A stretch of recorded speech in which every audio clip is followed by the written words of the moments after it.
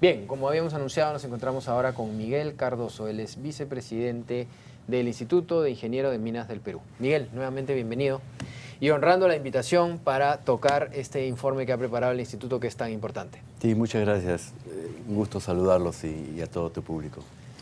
Miguel, cuéntanos un poco, este estudio hecho por el Instituto de Ingenieros de Minas del Perú, que habla del potencial minero que nos ofrece una oportunidad clave en el crecimiento económico y el desarrollo, la minería genera riqueza, dinamismo, diversos temas. Cuéntanos un poco, mientras tengo entendido se van a ir ponchando los cuadros. Claro que sí. En el Instituto de Ingenieros de Minas del Perú tenemos el propósito de contribuir al desarrollo de la minería y al desarrollo del país. Entonces, desarrollamos contenidos, haciendo estudios, análisis de la realidad situacional de la minería y cómo esto se vincula con el desarrollo del país. Entonces, acá tenemos dos estudios que hemos hecho. Uno es el impacto macroeconómico y microeconómico de la minería sobre la economía del país, las regiones y las localidades. Y también hemos hecho un estudio de competitividad, donde vemos cómo estamos avanzando respecto de otros países que compiten en el mercado mundial con nosotros. El estudio económico lo hemos hecho con las CCD, el Centro de Competitividad y Desarrollo de la Universidad San Martín, y el de competitividad lo hemos hecho con Macroconsult. Excelente. El primer cuadro, ¿qué es lo que nos muestra? El primer cuadro nos muestra el potencial que tiene la minería para convertirse en el motor de la economía nacional.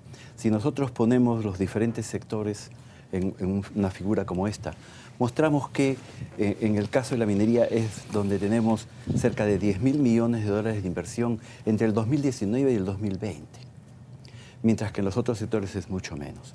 Entonces, la minería es fundamental para que la economía marche hacia adelante y eleve el crecimiento del PBI y jale a los demás sectores, porque la intención que nosotros tenemos como país y como minería es que se genere una descentralización efectiva y una diversificación productiva también de nuestra economía en beneficio de una sociedad equilibrada, ¿no? Y sostenible en el largo plazo. Claro. Para dar este ejemplo, digamos, gráfico, ¿no? La minería a veces se le ataca, bueno, con intereses, obviamente, y se habla que es un vagón, que es una locomotora, pero solitaria, que beneficia a algunos, sin considerar que en esa locomotora hay varios vagones. Y esos vagones van detrás de esa locomotora. El crecimiento del empleo, la producción metalúrgica, el habituallamiento, o sea, multiplicidad de actividades que no son posibles si no hay esa locomotora. Efectivamente, y la lámina 2 justamente muestra eso, que la minería aporta el 10% del PBI nacional a través de su producción. Pero además de ello, tenemos un 4% adicional del PBI que viene de los proveedores. Y esos proveedores están vinculados a la minería. Entonces, eso es así. Lo que tenemos es una locomotora que jala lo demás. Los conceptos que nosotros manejamos hoy en la minería y que queremos ir desarrollando son bien importantes en ese sentido. Por ejemplo, generar prosperidad. Eso es una cosa que tenemos que lograr, y eso tenemos que lograrlo a nivel regional, a nivel nacional. Para ello tenemos que integrarnos, conversar, consensuar. Infraestructura compartida es otro de los temas importantes y que lo hemos discutido en el último Perumín bastante, ¿no? ¿Qué nos dice la tercera lámina? La tercera lámina nos dice el efecto de la minería sobre el empleo. Nosotros tenemos cerca de 200.000... Otro tabú, otra leyenda urbana. Es exactamente así. La minería solo produce 250.000 empleos. Sí. Es lo que dicen los enemigos, ¿no? Los que la quieren satanizar, ignorando a propósito el efecto multiplicador. Háblanos, por favor, sobre eso. Exactamente. Nosotros tenemos alrededor de 200.000 trabajadores mineros directos, contratados por las mismas empresas. Tenemos, además de ello, 1.2 millones de trabajadores que corresponden a los contratistas, proveedores, a todos los que nos dan servicios en nuestras operaciones.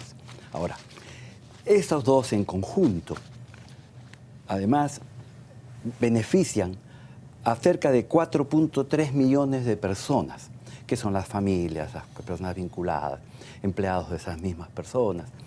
Y allí tenemos un total de 5.7 millones de personas beneficiadas por los ingresos salariales que genera la minería. Eso equivale al 18% de la población nacional. Pero además ese 5.7 con dinero entra a un comercio que impacta positivamente a, valga la redundancia, a otros comercios, a otras tiendas, a otras necesidades, ¿no? Exactamente, genera el consumo, genera necesidades, genera requerimiento de servicios. Y eso es la diversificación. Ahí entra la agricultura, la manufactura, el comercio. Todo se va encajando y ahí es donde generamos prosperidad. ¿Tú sientes, Miguel, que en los últimos años, con el trabajo que se viene haciendo, tanto la sociedad, el instituto y nosotros con el programa, tú sientes que el peruano de a pie tiene un concepto ya distinto de la minería? ¿Ya se da cuenta, como pasaba, como siempre lo hablábamos antes con los chilenos, los taxistas chilenos que estaban siempre con el tema del precio del cobre, ¿no? ¿Tú sientes que acá ya por lo menos se dan cuenta que es importante para su bolsillo? Y las encuestas lo demuestran, la gente Lo demuestran, ¿no? se dan cuenta de que la minería es importante.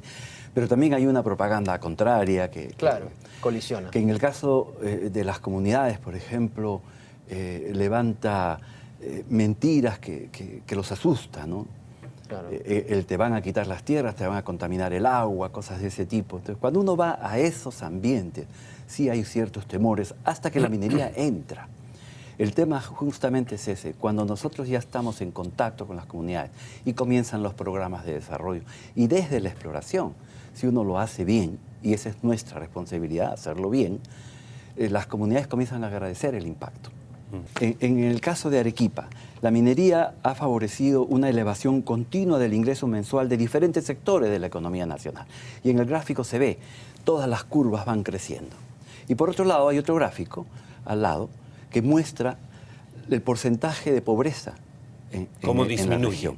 Cómo disminuye. Es claro. Y disminuye a la mitad. Es inversamente proporcional al desarrollo. Exactamente. Totalmente. Y disminuye a la mitad. Y ahí no hay demagogia. Acá no hay ideología. Acá son datos. Estos son datos. Exacto. Estos son datos estadísticos oficiales.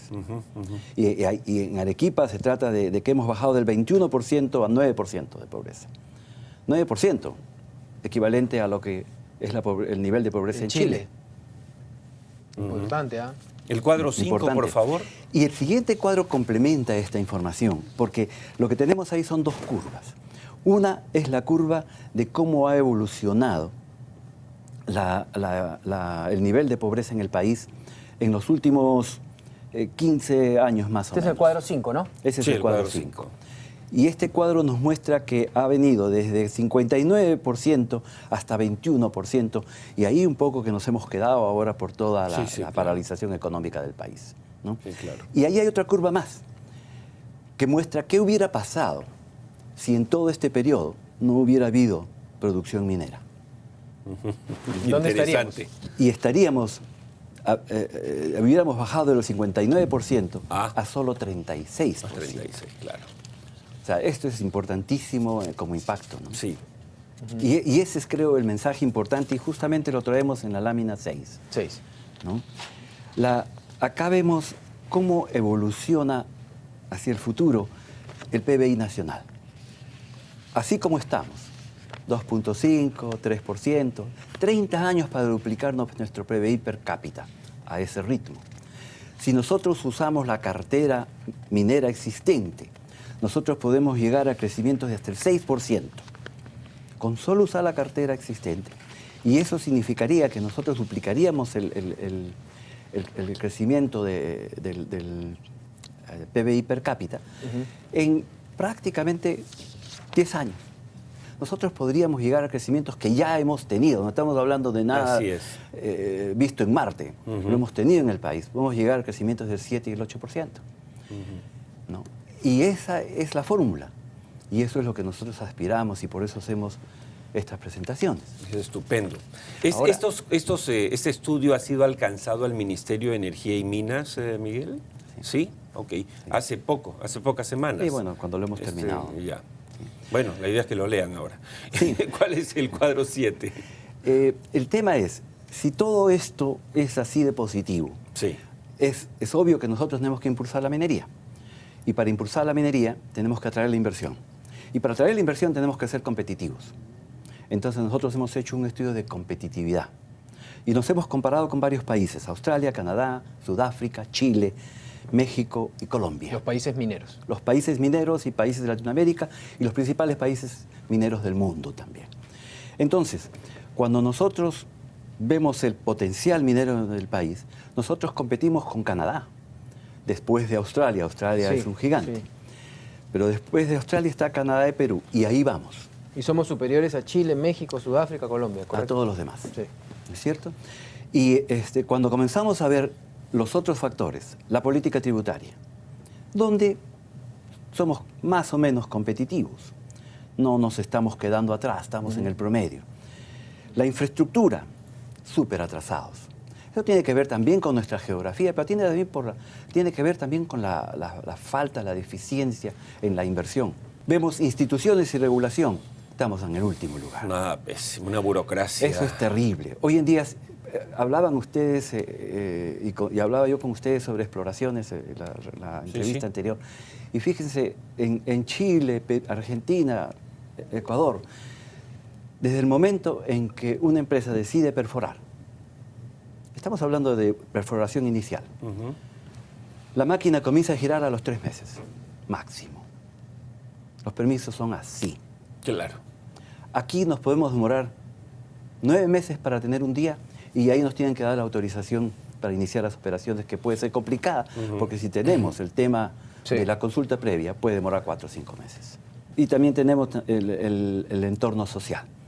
Ahí también tenemos una serie de desventajas, solamente estamos mejor que Colombia. ¿Le agregarías a esto el tema de exploraciones, los problemas que estamos teniendo en exploraciones? ¿Te refieres a los permisos de Los exploración? permisos que estarían dentro de regulación, ¿no? Ese es uno de los problemas más saltantes que tenemos hoy en día. Porque nos lo hemos inventado.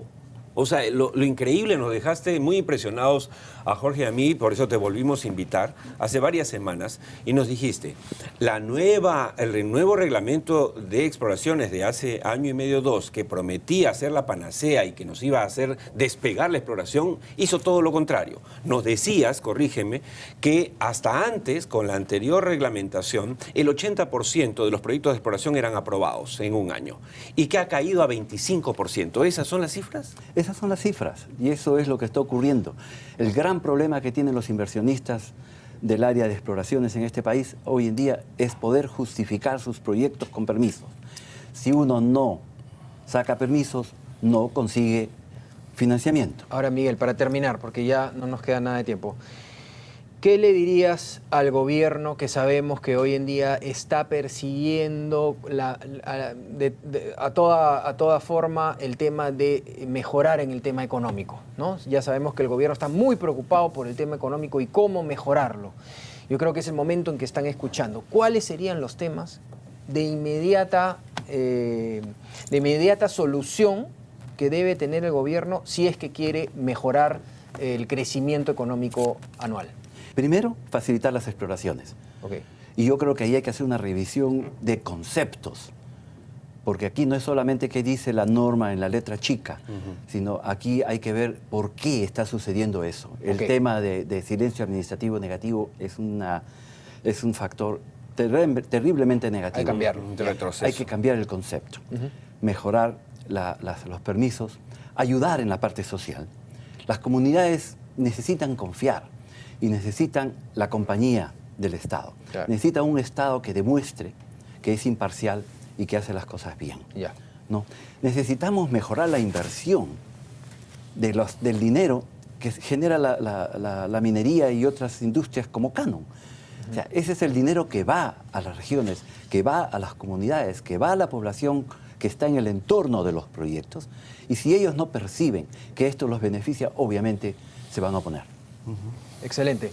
Bueno, Miguel, muchísimas gracias por estar con nosotros y felicitaciones. Estupenda llamada de atención. Y felicitaciones además por el informe que han mandado a hacer, pero sobre todo por la reflexión al gobierno, que sabemos que está muy preocupado por el crecimiento económico, como debe estarlo, ¿no? Pero lo digo porque el sector minero mueve la aguja realmente del PBI anual, entonces espero que el gobierno esté escuchando lo que estamos diciendo, además con data dura, con argumento. Muchísimas gracias. Bien, gracias a ustedes. Hasta luego.